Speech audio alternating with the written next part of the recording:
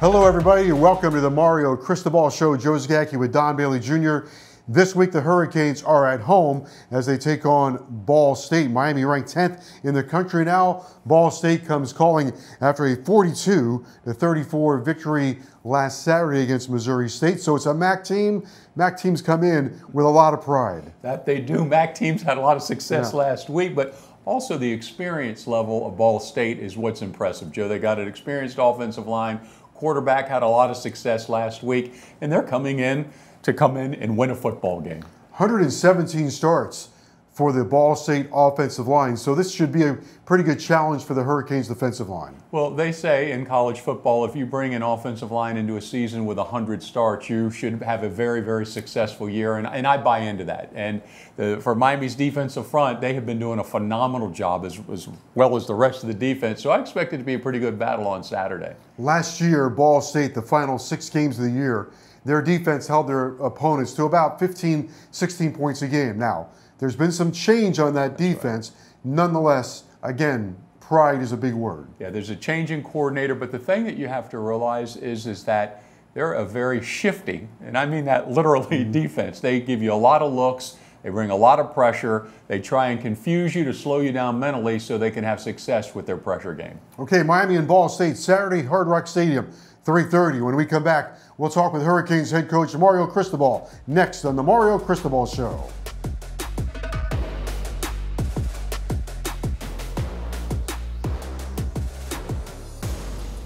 Hello once again, everybody, and welcome to the Mario Cristobal Show. Joe Zagacki alongside Don Bailey Jr. and, of course, University of Miami head coach Mario Cristobal. This week, the Hurricanes back home, 3:30. 10th ranked Miami Hurricanes taking on the Cardinals of Ball State. Would love to see you there in a full house at Hard Rock Stadium. Coach, great atmosphere this past Saturday and a good solid win against FAMU. Great atmosphere. The fans, they brought it. Hurricane family showed up strong, and our players really appreciated it. Coach, everybody wants to know, how do you keep it rolling? How do you keep it rolling? You addressed it. Practice and culture, very, very important. Yeah, we're 2 games in. You know what I mean? Right. I mean, is there excitement? Yes. Is there a strong buzz? Great. Let's go work. That's all we got to focus on.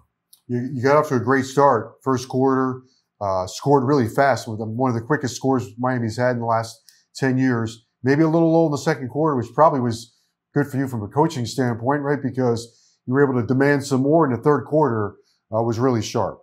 You know, it is. It's we started fast. I mean, defense played great the entire game, and then offensively, after scoring a couple times, you know, we can manage a 99-yard drive, but we couldn't score from their 20-yard line when we got the ball. It makes no sense, right? You got to get that done. So we went right at it. You know, as simple as this in the locker room, that we were cheating ourselves. We weren't playing up to our standards for whatever reason, but there's only one reason we play, and that's to play together to win. And so that was brought to the forefront, and I thought the response was awesome. 4 straight scores, 4 straight stops, and then a lot of guys got to play, which is extremely valuable for the future of the program. Let's spend time on that. And you and I've talked about it over the years about the importance of a game rep. I mean, you can do whatever you want at practice, and we can talk about the power of Green Tree, but unless you're on the field during a real game, you don't cross over. I mean, you have to have those reps, and you got, 50-some guys in there. No doubt. It's a different world now. It Right. really is. And those guys were commenting on that.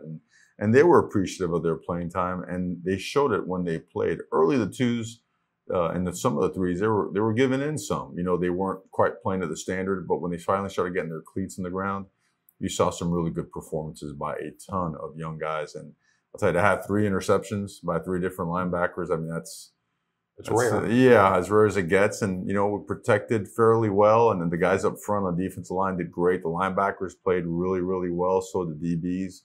A lot of guys got good playing time. Guys like JoJo caught their first pass, and Carr caught their first pass. You know, I think of Elijah Lofton as a sophomore. He's such a good player and been playing so much anyways. But everyone got reps, and it was great to see.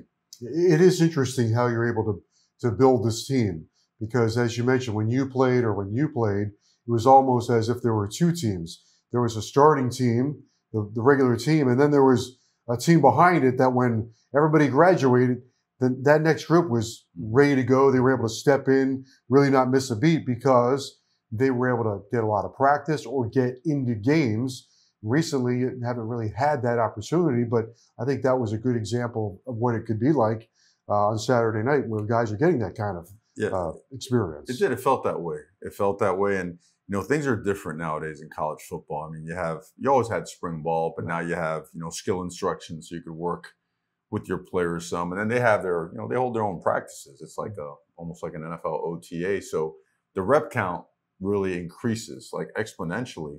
So, and we told our staff, we spoke amongst each other, we must do a better job of getting the other part of the roster ready to play right now. Okay, there's no more waiting game in college football. It's a transient, right, type business nowadays. You've got to get guys ready to play because there are injuries, the seasons are longer, and not everyone sticks around forever. So there's a commitment to that. We're looking forward to reaping the benefits of it. Coach Cam Ward, the saga continues. Right? I'm sure we'll talk about it every week. He hit his first 7 out of 8, ended the day 77%, but then the run for the touchdown. That's him. I mean, right? He's just competing every single snap. And where's this? Is there a ceiling for him? Yeah. No, I don't think so. I mean, he's he's everything and more than what we thought. But again, the best part about him is the mentality and the heart. It is the best part. The ability. I mean, it's no one's going to be able to outperform that part of it. I just don't think anyone can catch him as it relates to what's in here and what's up in there as well. The guy was raised right, and he makes people around him better. And it's what you want to play with, and he's really had a tremendous impact in that locker room. Coach, can you pick up on some of the player development that you've had in this program? Often we focus on, superstar players are going to come in through the transfer portal, but a guy like Jaden Harrison right now is your leading tackler. He's been in this program for 3 years. He's developed. Wesley Bissing talked about the interception, juggling interception. He's been in this program with you for 3 years. You are starting to see guys such as those really develop into fine players. No doubt. Guys like Matt McCoy, right? What a great player he's turned out to be. Inez Cooper, right? Inez would be another one, yeah. Guys like Bain and Francis, they popped out of the box, no assembly required. They went right to it, we're able to inherit Jalen Rivers, what an unbelievable young man. So we've got a great blend on our roster. It makes sense. It's layered in a way where, there are some great frontline players that a lot are older, but there's a good chunk of younger ones as well. And there's some excellent players that are either playing, in spot duty or getting in the rotation or just about ready to get in there. So it bodes well for the future.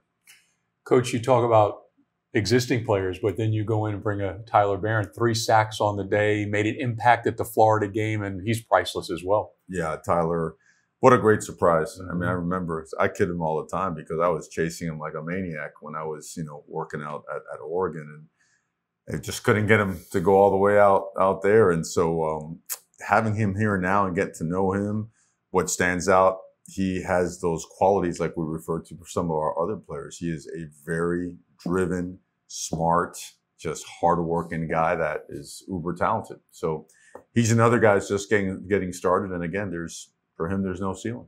You had to make a change in the starting lineup on the offensive line because with Jalen sitting this one out, the big kid Bell. How did he? I mean, he's not hard to miss. That's for sure. You can see his number, right? Yeah, you can see his number. Yeah, that's an easy one to spot.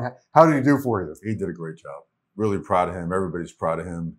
Earned the trust of his teammates early on, and he did not disappoint. And he's only going to get better and better and better. So you've seen how much his body has changed in just the last 9 months. He is a workaholic, man. Workaholic, just awesome human being. Loved watching Big Kel play out there. Coach, you go back to the secondary, Patterson and Frederick, both of those guys, true freshmen. And that tells a lot to the players you're recruiting that you will play freshman. If you can help, you're going to play. And those are 2 examples. Yeah, OJ he's already gotten starter reps, and Zaquan really had a strong week of practice, which, we put a lot on him this week. Say, hey man, you've got the ability. No more, waiting. You got to get it done. Let's get in here. Let's spend more time studying. Let's have better practices. And Zaquan responded extremely well. Super proud of him. Went out there and really did a great job. And again, just another example of a really talented freshman that's on his way to being a great player for us. Not later, but now. Also, you often talk about the that middle eight. And the first four of the third quarters so far this year has been totally dominated by the University of Miami. We put a lot of the time and invest in making sure that we are self-scouted and that we scout our opponents to the T. And it is paying off with our adjustments, our assessments, and then the decisions by the coordinators have done a great job. Speaking of coordinators, defensively, this past week, 10 tackles for loss, 5 sacks, 3 picks, and 3 for 13 on third down. Week before, they held Florida to 1-9, I guess it was, on third down. Fantastic play on that side of the ball. No doubt. Coach Guidry, it's amazing to hear him speak. Being in his second year with a lot of the same guys, it's just a different world. He sees a game like no one I've ever been around on the defensive side of the ball. And certainly when he's dialing it up, he's hard to match, and the players feed off of him. So really, again, honored to have him here with us. I was listening to Bill Belichick talk the other day about a team, and he talked about continuity in the coaching staff, and that's what you have now with your coordinators. It's got to be a big relief for you and a big positive for you as a head coach to have 2 guys back, and the way those 2 guys work together with complementary football, that continuity has to be a real positive. Yeah, I think everyone around the country recognizes them as great coaches. I think what the most important part to go with that is they're elite human beings. Love being around those guys. They certainly have impacted the people in the building in more ways than just football. It's one of the hardest things to do is to get special teams in line, because you can't go really live, you can't tackle. But I saw the big difference from week 1 to week 2 in kickoff coverage. And you actually got 2 kickers in, which is great for the future, but you don't see that happen often either. No doubt. I mean, that was the one ugly part of game 1 up at Florida. We didn't cover the kickoff very well. And we have been hammering that. I mean, every single coach, Coach Derek Nicholson, Coach Matt Merritt, these guys have done just a phenomenal job of pushing it. And then guys like Adarius Hayes and Bobby Pruitt and Robert Stafford, Popo Aguirre, these guys really took it upon themselves, made it personal. Bobby Washington's going to be really, really good at that as well. Dylan Day, great job as well, setting the edge on that, also getting physical. And we tackled 1 inside the 20 and 1 inside the 15. I mean, that's a dramatic improvement, for our coverage team. All right, Coach, thank you very much. Time now for our high performance moment presented by Kia. And our high performance moment, or moments, is defensive end Tyler Barron. He came in from Tennessee, Don. The other day was his 50th career game, and boy, oh boy, is he off to a great start. Yeah, he set last Saturday on fire. You can see him how hard he works up the field, but also how he has the ability, Joe, to bend in off the offensive tackle and make the sack. More importantly, I think that what he does is that initial quickness, that first step off the line of scrimmage. He's so much quicker than the offensive tackles, and then he has enough power to get push as well. 3.5 sacks the other day. He's a real menace. That he is in his pursuit. He never stops it. We got to give the other part of the defensive line credit too. He's not getting there without their help. Tyler Barron, our high performance moment, presented by Kia.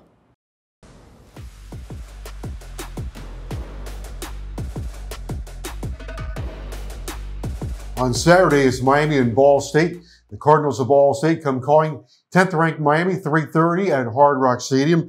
They're coming off a 42-34 victory, their first game of the year. I'll mention they're a MAC team. The MAC flexing their muscle last week with a big win. It's their 100th season of college football, so great tradition there. And Caden Seminoza is their quarterback. He did a very nice job.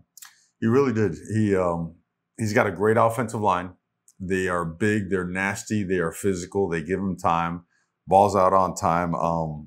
They get the ball out and they get it out in different ways. A screen game, down the field, play action shots, RPOs. The tight ends are really good players. They have explosive wide receivers. A very veteran group on offense. I believe they returned 10 starters, if I'm not mistaken. And 4 out of the 5 offensive linemen. And they tally up maybe second or third most offensive line reps in the country. So, and then they're complemented by a defense that, I mentioned it before to our staff. They were giving up 15 points a game last year down the stretch.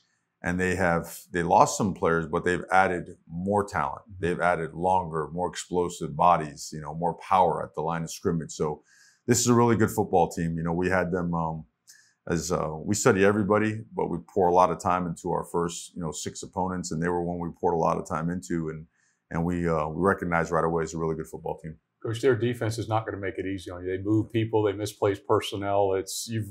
As an offense, you really have to know what they're doing. Oh yeah, they bring pressure. I mean, half the time they're bringing something in some way, shape, or form, and they disguise it really well. Mm-hmm. You know, they're gonna hit you. You know, they wanna hit the quarterback, they want to hit the running back, they want to get their free hitters or +1 guy in the box. They want to confuse your IDs, your points, and get you offline so that they can come free and make some plays. So very well coordinated. Again, their head coach, like myself, alma mater, right? That's right. Yeah. And that always makes a tremendous difference. So a lot of respect for them and looking forward to the opportunity on Saturday. Coach New's been there for 9 years. Hit the transfer portal on offense also. Sloan, the running back, 2 touchdowns, 103 yards rushing on 21 attempts, had a nice 40-yard touchdown, and he's a transfer from Kentucky, so he played in the SEC.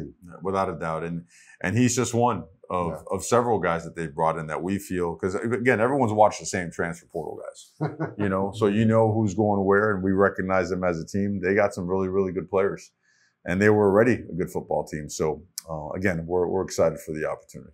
Coach, both of these teams, you've got Ball State there, 38, 39 minutes of time of possession. You're doing about the same thing on your side of the football. Mm-hmm. It's going to be who's going to get the football, right? I mean, that's going to be the battle of the clock. They've put a lot of they've invested a lot in their trenches, and so have we. And again, those are for lots of us, former linemen and whatnot, we love seeing those battles, right? So it starts at the top. They're a very well coached football team. Their quarterback has, in that game last week, I mean, you can tell. The hype surrounding them is not noise, and it's real. They've got a really good football team. As you guys mentioned earlier, right in both of your wheelhouses, 117 starts on that offensive line, 36 for the left tackle, and 30. This will be the 30th start for the center. So that's pretty good continuity right there in the trenches. It pays off. And the other thing, Coach, is you look at their schedule last year, and you mentioned their coach has been there it's going on 9 or 10 years. They go, to Kentucky, and they go to Georgia. Mm-hmm. So they've been on the road. They've been in big venues. They're going to get off the bus and not be intimidated. Absolutely. We don't expect any flinch from them at all. Again, we're just looking forward to playing ball. Coach, when with one of your teams, when you play, there's always a sense of confidence. I think Don, your teams as well with Coach Schnellenberger, and you can see that, feel it with your team now. Just the way they carry themselves, the confidence that they're exuding seems to permeate through the program. Do you think some of that comes from guys looking at each other, knowing that they've got good players side by side? It comes from time invested. Yeah. I mean, it's real confidence because of the amount of work done, and time around each other. I mean, it's a real high care factor right now. And we've all recognized that what we do best is practice and preparation. If you could win on Green Tree Monday, Tuesday, Wednesday, Thursday, Friday, you're going to give yourself the best shot on Saturday, and they recognize the best overall thing we have going on right now is our culture. When you combine that type of hard work and practice and preparation with culture, you get on the bus feeling good about where you're going to be come kickoff time. Coach Woodall, your tight end coach, they've done a phenomenal job with that room. That room keeps producing and producing and producing. Just a lot of dynamic playmakers, different body types. They all bring physicality to the table and athleticism. They all can run. They all can catch. Just a really impressive, and we're blessed to have that tight end room. I thought maybe we'd spend the last couple minutes of the show on some of the recruiting. We can't mention names and all that stuff. You did have a bunch of recruits on the sidelines for the FAMU game, but I also wanted to pick up on this. I know you won't take credit for it, but I think this is well deserved.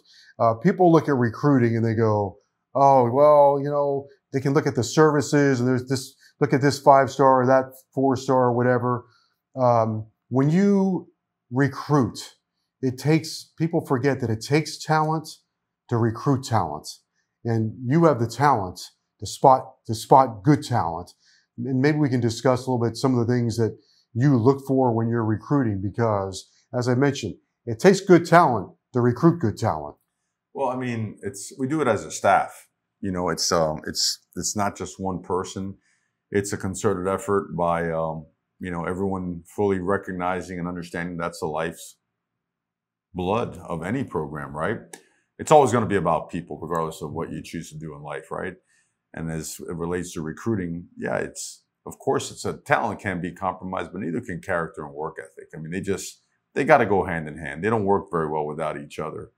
I mean, these guys, you know, they go from being high school superstars to, hey man, get in line. You got to earn this now. And if the makeup, you know, if the DNA isn't where it needs to be, sometimes those things don't work out very well. And you want to get your hit ratio, meaning the guys that you really hit on that become really good players, really good citizens for you. You want that to be at a really high clip, right? So you just do tons and tons of background checking and research, and you spend every ounce of time you can with them. You watch them in adverse situations. You watch them when they're riding high and doing great as well to see what are they made of? You know, what are they like? How are they around their family? You know, how they're around their teammates? How are they when they're losing a game? How are they when they're winning a game? You know, how are they in practice? Go over to the bursar's office. Go to the attendance office and find out, hey man, is he paying his bills on time, and is he showing up to class and school? So there's a lot, but again, this is Miami, and we live and die for the University of Miami.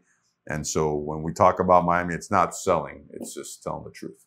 But the other part of that is that maybe the best recruiters you have, no matter what the staff's reputation is, are your existing players. That's right. That's immediately where the new players are going to go. And some of the parents, I'm sure, want to talk to those, the existing players' parents as well. Undoubtedly. I mean, it's a perfect example. Mark Fletcher getting off to an awesome freshman year, bam, really tough injury. Well, how's the staff? Are they there for you? Are they moving on from you? What are they going to do? All right. Well, look what he's doing, right? And then let's go all over the world, all over the globe. Go to Francis Mainoa, you know? How's that adjustment gone? You know, freshman All-American. Let's go over a local guy, Ruben Bain. You know, let's talk about how that's gone. So, and the list goes on and on and on and on. So we stand, you know, by our people, by our work, by our word, and we don't compromise that for anyone or anything. The personnel side of Coach Cristobal, however, has spanned across the country, right? You've been so many places and around so many people. That has to be a benefit to sharpen your vision of looking at guys, because the personnel side of Coach Cristobal is very important. Yeah, but it all started here. I mean, I remember being a GA, and I remember guys like Chuck Pagano, you know, talking to me about the industry and how it works and everything else. And he's like, hey, man, I know that there's going to be, you know, coaches going here or there because, hey, they pay more, or country club membership or whatnot. He goes, don't ever trade anything for great players.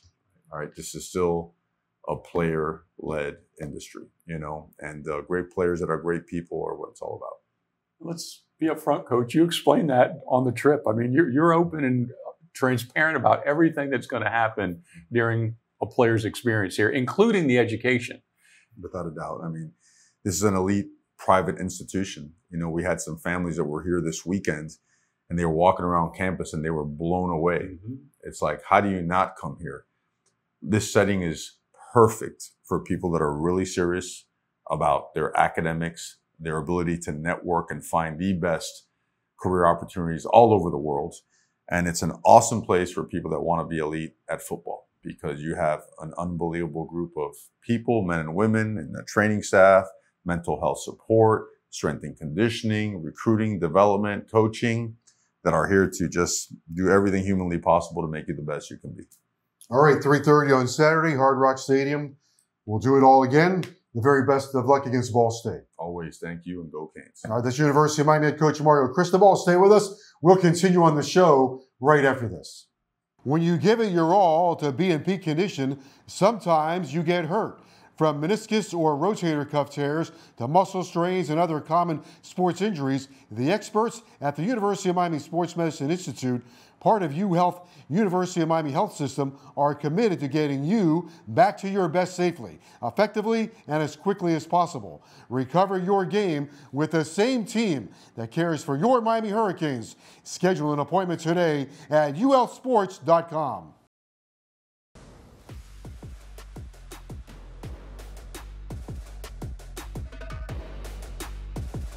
Happy to welcome you back to the Mario Cristobal Show. Saturday, Miami and Ball State, 3:30 kickoff at Hard Rock Stadium. And we'd love to see a big crowd there for this one against Ball State. Canes have a lot of momentum going into this game. That they do, Joe. It's important that the University of Miami fans come out and support this team, but also see some great football. I mean, you're not going to see a more exciting quarterback in the country than Cam Ward. Last week, Miami got 5 running backs into the game. They had 12 different players catch the football. So you're going to see a bunch of Hurricanes being successful. And getting a lot of big plays on both sides of the ball. Absolutely. And I go to the defensive side. I mean, you had 3 interceptions out of the linebacker position. You remember everything. I don't know when that's ever happened before, but it's great to see. And then Tyler Barron doing a great job with his 3 sacks. There's a lot of excitement. Yeah, right now they're playing the kind of football that's easy to cheer for. Yeah, because of huge plays, right? And that's the big part of it. And special teams will create some as well. Okay, for Don Bailey Jr. and University of Miami head coach Mario Cristobal, I'm Joe Zagacki. We'll see you next week right here on the Mario Cristobal Show.